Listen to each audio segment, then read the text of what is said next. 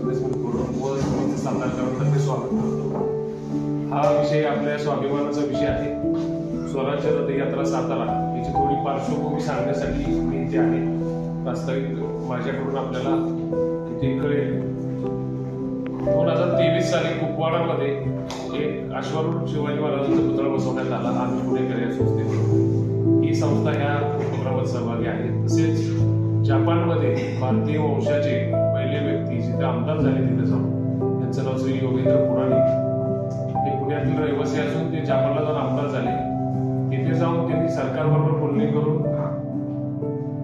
AJAI all Japan association of Indians आणि India culture centre या दोन संस्थांच्या माध्यमातून सरकारची बोलणी करून शिवाजी महाराजांचं तिथे स्मारक उभं केलं जाते।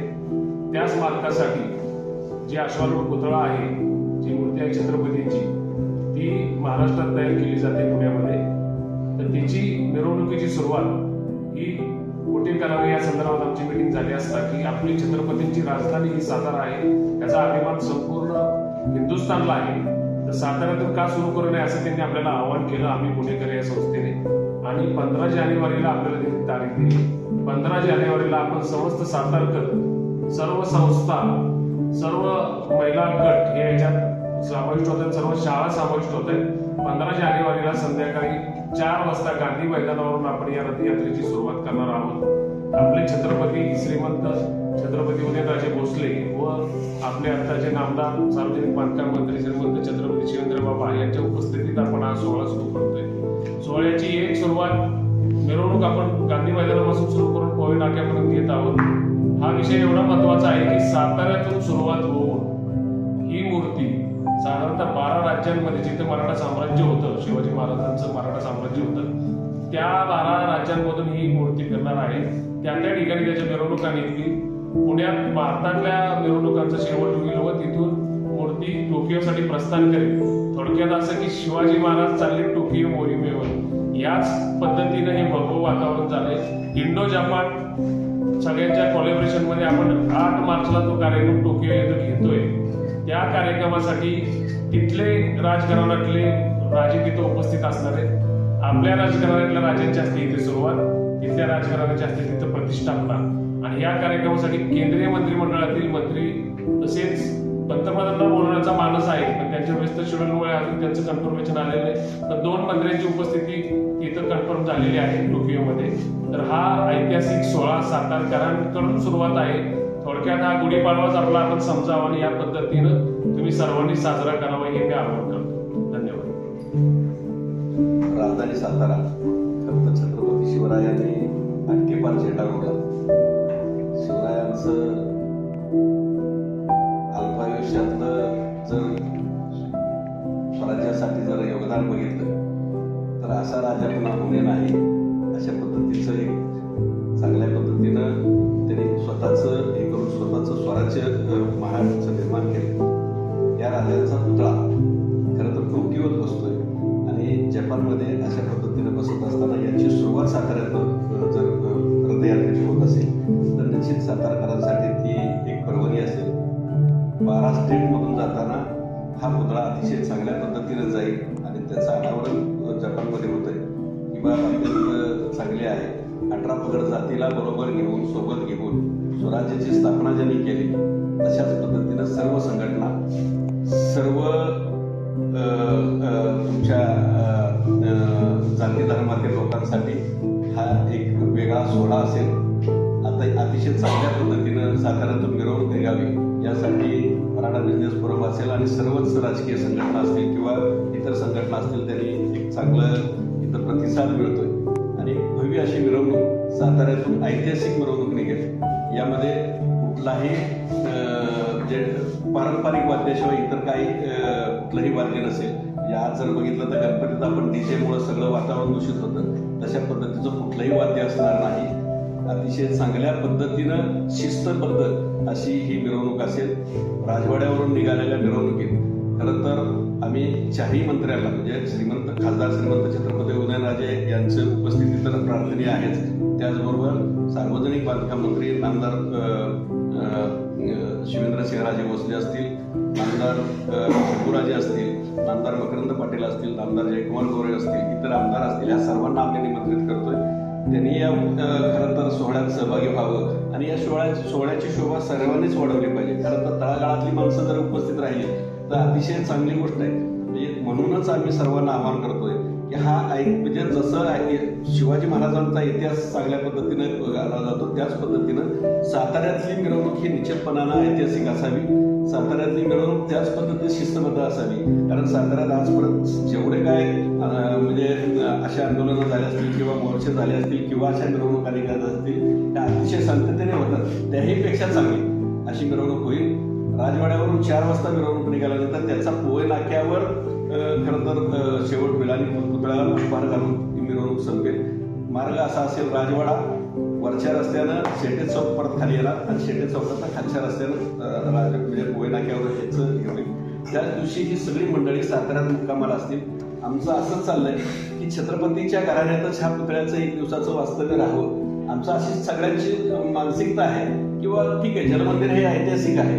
त्या जलमंदिरात 1 दिवस पुतळा जर राहिला तर त्याला एक वेगळं वेटेज येईल. म्हणून आम्ही ती उदय महाराजांना खरं तर आम्ही विनंती करणार आहोत की 1 दिवस पुतळा तुमच्या तिथं राहू दे. येणाऱ्या माणसांच्यासाठी आम्ही वेगळी व्यवस्था केली. ते जर झालं तर अतिशय चांगलं होईल.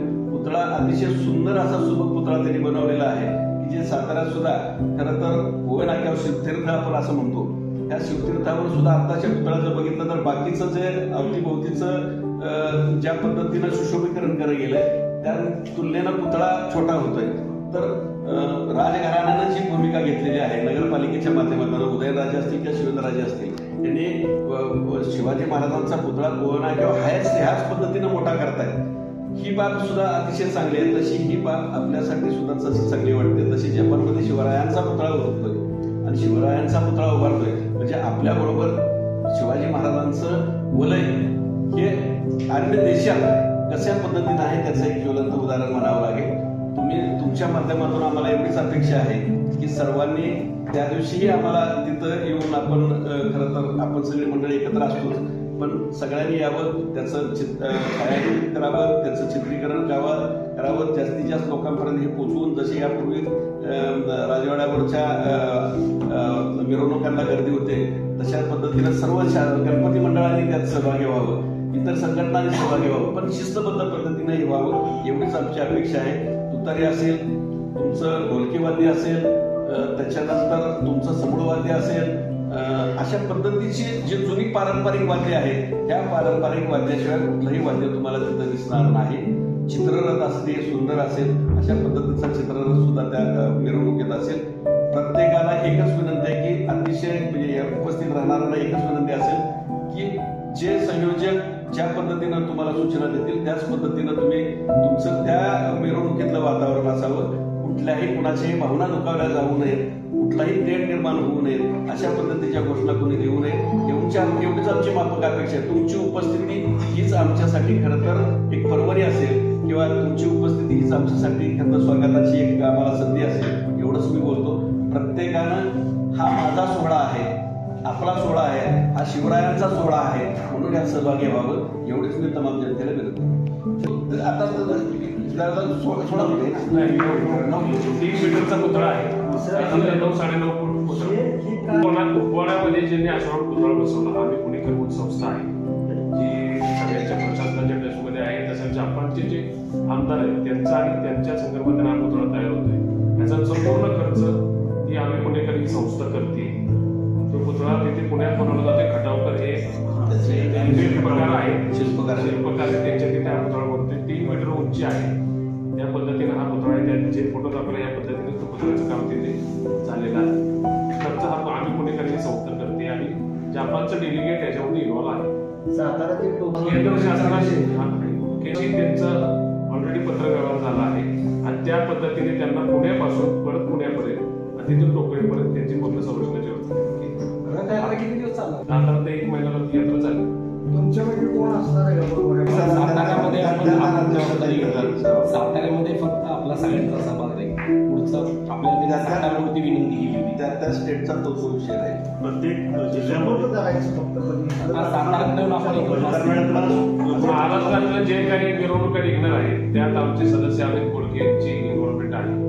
आम्ही तिघे चौघे सदस्य महाराष्ट्रात त्यांच्याबरोबर असतो आणि पुण्यात आल्यानंतर सुद्धा मुंबई पुणे या ठिकाणी आपण असतो. तुमची ओळख करत आधी सकाळची किरण कांगराळकर मी मराठा बिझनेस फोरमचा अध्यक्ष आहे आणि हा सर्वांचं रथयात्रा जे आहे त्याचं थोडंसं लिडिंग आम्ही सगळे साकारकर म्हणून करण्यासाठी आपला प्रयत्न लागतो. नमस्कार, मी जगदीश शेळके भाऊ हॉटेल असोसिएशनचा मी अध्यक्ष आहे.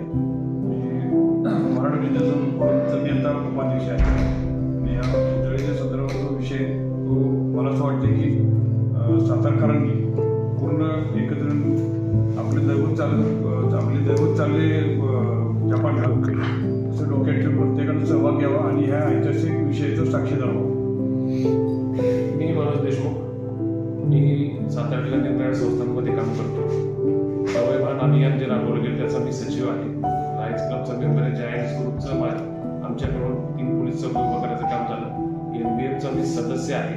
अशा निरनिराळ्या संस्थांवर काम करत असताना हे काम करायचं भाग्य मला मिळालं. हे आमचं नशीब. मी किरण पाटील, मी मराठा बिझनेस फोरमचा सेक्रेटरी म्हणून काम पाहतो. तर आपल्या सर्वांना आनंदाची अभिमानाची गोष्ट आहे की आपले आराध्य दैवत छत्रपती शिवाजी महाराज यांचा पुतळा जपान टोकियो इथे बसत आहे. तर मी आपल्या सर्व पत्रकारांच्या माध्यमातून ज्या काही सामाजिक संघटना आहेत, रोटरी क्लब असेल, सॅटर्डे क्लब असेल, लायन्स क्लब असेल, या तसेच शैक्षणिक संस्था आहेत, यांनी या जी पदयात्रा जी रथयात्रा पदयात्रा होणार आहे यामध्ये सर्व सातारकरांनी, या संघटनांनी किंवा महिलांच्या पण काही संघटना आहेत, हिरकणी ग्रुप असेल, आम्ही जिजाऊच्या लेखी संघटना असेल, यांनी सुद्धा महिलांनी सुद्धा आपल्या पारंपरिक वेशभूषेत या रथयात्रेमध्ये सहभागी व्हावं. नमस्कार, मी अमित बोडके, मराठा बिझनेस फोरममध्ये मी सहसचिव या पदावर आहे. त्याचप्रमाणे अक्षमी बिझनेस कन्सल्टन्सी ही माझी संस्था आहे जी उद्योजक गट संवर्धन या क्षेत्रामध्ये कार्य करते. आणि याच माध्यमातून आम्ही पुणेकर या संस्थेशी आम्ही निगडीत झालो 1 वर्षापासून. ही अशी संस्था की ज्यांनी कुपवाडा काश्मीर म्हणजे सगळ्यांनी व्हिडिओ बघितला असेल की बर्फातला महाराजांचा व्हिडिओ आणि आर्मी कॅम्पसमध्ये तो प्रोटेक्शनमध्ये गेला. तर तेच ही संस्था ज्यांचं जवळपास 1 वर्षापासून याचं नियोजन चाललं होतं की फक्त आपले महाराज सातारा, महाराष्ट्र, पुणे किंवा फक्त देशापुरते न राहता संपूर्ण त्यांना आंतरराष्ट्रीय वलय तर पहिल्यापासून आहेच, पण त्या ठिकाणी त्याचं स्मारक कसं उभं राहील त्याबद्दल नियोजन चाललं होतं. आणि टोकियोमध्ये जवळपास 50,000पेक्षा जास्त मराठी बांधव आहेत आणि बाकी इंडियन्स तर आहेतच. त्यावेळेस त्यांच्याकडून त्याच्यामध्ये प्रस्ताव गेला की जसं कुपवाडामध्ये बसवलं गेलं तसं इथे जपानमध्ये जे समुराई साम्राज्य आपण म्हणतो, जसं आपलं मराठा साम्राज्य समुराई साम्राज्य आहे, तर त्यांचा मिलाप कसा होऊ शकतो त्यासाठी एक स्मारक उभं करूया. त्यानुसार वर्षभरापासून याचं संपूर्ण प्लॅनिंग झालं आणि दिवाळीमध्ये तिथले योगेंद्र पुराणिक सर आहेत जे इंडो जपान संपूर्ण जे जापनीज संस्था आहेत आपल्या इंडियन शिलेसाठी त्यांना ते लीड करतात. तर ते सातारामध्ये आले होते, त्यांच्याशी चर्चा झाली आणि त्याच्या चर्चेनंतर मग सातारामधून या रथयात्रेचा प्रारंभ करायचं हे निश्चित झालं. ही मूर्तीची संपूर्ण जे शिल्पकार आहेत ते श्री विवेक खटावकर आहेत. जवळपास त्यांची 3री पिढी शिल्पकार म्हणून या क्षेत्रामध्ये काम करते. त्यांचा आंबेगावमध्ये मोठा स्टुडिओ आहे आणि संपूर्ण सुरक्षेचा विचार करून म्हणजे जपानमधली जी कंडिशन्स आहेत म्हणजे भूकंपप्रवण देश आहे तो सारखे भूकंप वगैरे होत असतात, या सर्व गोष्टींचा विचार करून त्या मूर्तीला जवळपास 50 वर्ष त्यांनी गॅरंटी दिली की काहीच होणार नाही. त्याच्यावर पाऊस हो, बर्फ पडो किंवा अगदी त्याला ते ऑब्झर्वेशन कॅपॅसिटी पण दिलेली आहे की जपानमध्ये भूकंप होतात ते ॲब्झॉर्ब करू शकेल. अशी संपूर्ण आणि जवळपास त्याचं वजन हे 250 किलो असणार आहे मूर्तीचं. आणि रथयात्रेचा प्रारंभ हा आपल्या राजधानी सातारामधून होईल आणि त्याचा समारोप हा पुण्यामध्ये होईल आणि तिथून ते कार्गो फ्लाईटने ते टोकियोसाठी रवाना होईल, प्रस्थान होईल. आणि 8 मार्च रोजी तिथे आपले जे केंद्रीय मंत्रिमंडळातले सगळे सदस्य आहेत माननीय ते प्लस समुराई साम्राज्याचे जे तिथले राजे आहेत तर त्यांनाही तिथं आमंत्रित केलेलं आहे की ज्यामुळे फक्त कल्चरल न होता आपले मराठी लोक आणि तिथले जे जापनीज आहेत त्यांच्याबरोबर आपल्याला बिझनेस लेवलला काही गोष्टी करता येऊ शकतील याच्यावरही काम चालू आहे की ज्यामुळे आपल्या इथल्या सातारामध्ये लोकल लोकांना सुद्धा तिथे आपल्याला बिझनेस तिथे रिप्रेझेंट करता येऊ शकणार आहे. त्यामुळे याचं व्यापक संपूर्ण स्वरूप असणार आहे लोकल ते ग्लोबल. शिवरायांचा इतिहास आपण वाचला तर शिवराय हे कुण्या एकाची वारसदार नव्हते, आपल्या सर्वांचेच ते आहेत आणि दैवत आहेत. आपण तुम्ही सुद्धा तुम्ही आज आलाय म्हणजे तुम्ही सुद्धा आमच्यातलेच आहात. असं आहे, हा कुठलाही राजकीय कार्यक्रम नाही. परिषदेचा आपला मुद्दा वेगळा आहे, तो वेगळा मुद्दा आहे. त्यासाठी काही लोक असेल, मला असं वाटतं त्यांना तुम्ही हा प्रश्न विचारता म्हणजे चांगल्या पद्धतीचा होईल. ह्या पुतळ्याची आमच्याकडे जी जबाबदारी दिली या स्मारकाची म्हणून आपण, तर त्या जबाबदारीसाठी हे सर्वसामान्यांपर्यंत पोहोचता यावं. हे मीडियाचे जे बांधव आहेत त्यांना तुम्हाला इन्व्हाइट केले, कारण तुमच्यापेक्षा अजून सर्वसामान्यांपर्यंत विचार पोहोचवणारी मंडळी आम्हाला भावंड कोण नाहीयेत. म्हणून या पत्रकार परिषदेचं आयोजन आहे की आम्ही तर सर्वांपर्यंत पोहोचवायचा प्रयत्न करतोच आहे, पण ह्याचा जो मुख्य उद्देश आहे हा तुमच्या माध्यमातून सर्वसामान्यांपर्यंत पोहोचवावा. आणि शिवरायांचं जे महत्व आपल्या भारतात आहे, त्या जपान सारख्या ठिकाणी जात आहे, हे आपल्यासाठी एक चांगली आणि गौरवाची गोष्ट आहे.